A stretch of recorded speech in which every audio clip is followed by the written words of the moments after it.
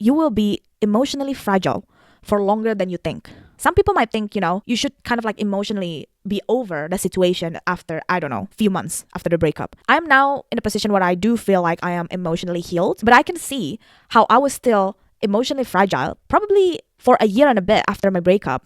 What I mean by that is that when you are in emotionally fragile state, if you get triggered by things that's probably not even related to your breakup, maybe something that happened at work or something that happened with your family or your friends, that hurts you or affect your mental health and your mood more than you think. I remember like I would have a breakdown or an anxiety attack over something that I could endure better now. Imagine there's an open wound across your hand. As it heals, it will close slowly and it will scab. If you graze something over it, or if you go to the sea and like the sea water splashes onto it, it will sting, right? Even though it's unrelated, even though you weren't hurt by the same thing that hurt your open wound. So all of that to say is that you should give yourself the biggest grace in this period of your life. When you feel like you overreact, when you feel like you're sad all the time or you angry more easily, it's because you are still emotionally fragile. And in this period, you should really block out any toxic noises in your life. You might want to have that distance and the thickest boundary to the people that will disturb your peace, because you don't need this. You don't need them to aggravate the wound. And you also have to be extra kind to yourself and extra caring to yourself.